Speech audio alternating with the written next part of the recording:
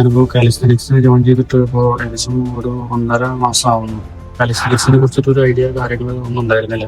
അപ്പോൾ ഇതില് എനിക്ക് ഇൻട്രസ്റ്റിംഗ് ആയിട്ട് മറ്റേ ജിമ്മൊക്കെ ആവുമെന്ന് പറയുമ്പോൾ നമുക്ക് കുറച്ചൊരു മടുപ്പ് പോലെയായിരുന്നു. പക്ഷേ ഇത് തുടങ്ങിയപ്പോൾ പിന്നെ നമുക്കൊരു ക്രേസ് പോലെ ആയിരുന്നു.